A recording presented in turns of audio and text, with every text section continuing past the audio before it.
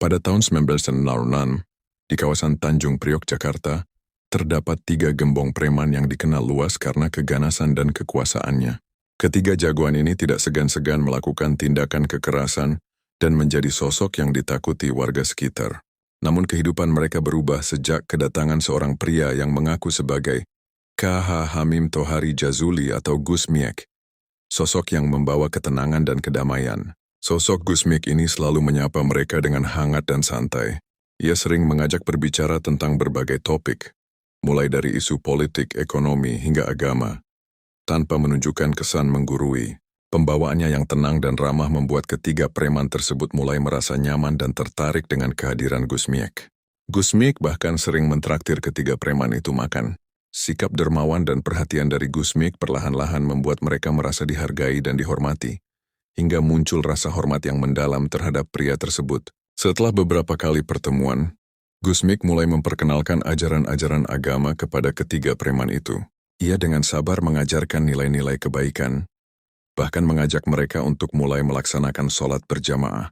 Awalnya ajakan ini mereka tolak, tetapi Gus Miek tidak menyerah. Suatu hari Gus Miek menawarkan uang sebesar 50.000 kepada mereka, sebagai bentuk penghargaan jika mereka bersedia sholat berjamaah. Perlahan, ketiganya akhirnya menerima ajakan tersebut dan mulai melaksanakan sholat berjamaah. Mereka pun merasa ada ketenangan yang berbeda setiap kali sholat bersama Gus Miek. Seiring waktu, ketiga preman itu semakin terbiasa dan nyaman dengan rutinitas sholat berjamaah. Mereka mulai merasakan perubahan dalam diri, hingga akhirnya, tanpa disadari kebiasaan buruk mereka mulai ditinggalkan. Rutinitas ini berlangsung selama 4 bulan penuh. Hingga pada suatu hari, Gus Miek tidak lagi muncul.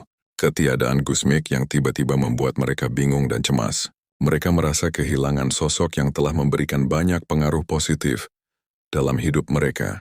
Ketiga preman itu mencari-cari sosok Gus Miek, namun tidak menemukan keberadaannya dimanapun di sekitar kawasan Tanjung Priok. Di tengah kebingungan, seorang ustadz yang kebetulan melihat mereka bertanya tentang kegelisahan yang sedang mereka rasakan. Ketika itu, ketiga preman menceritakan seluruh pengalaman mereka bersama Gus Miek, pria yang telah mengajarkan mereka tentang ajaran agama dan kedamaian hati. Mendengar cerita mereka, ustadz tersebut tampak terkejut. Ia memberitahukan kepada ketiga preman bahwa Gus Miek yang mereka maksud sebenarnya telah wafat pada 5 Juni 1993, atau sekitar 3 tahun sebelum mereka mengenalnya. Pernyataan ini membuat ketiganya terkejut sekaligus tidak percaya dengan apa yang baru saja mereka dengar. Ketiga preman itu tidak kuasa menahan tangis mendengar kenyataan ini.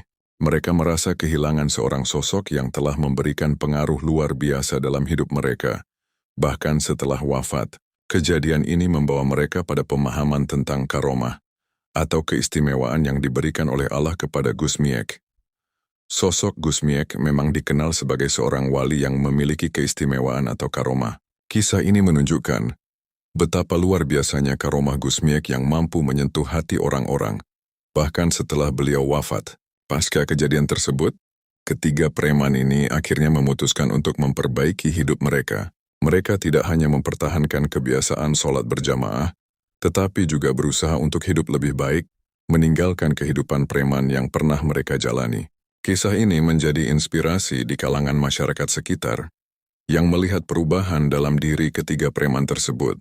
Masyarakat di Tanjung Priok mulai menyebarkan kisah ini sebagai bentuk penghormatan terhadap Gus Miek, yang telah mengubah kehidupan ketiga preman tersebut secara spiritual. Kisah ini menjadi bukti bahwa ajaran dan nilai kebaikan dari seorang wali seperti Gus Miek tetap hidup. Meski raganya telah tiada, keistimewaan yang dimilikinya membuatnya tetap hadir dan memberikan manfaat bagi banyak orang, bahkan dalam keterbatasan ruang dan waktu. Kehidupan ketiga preman itu pun berubah selamanya.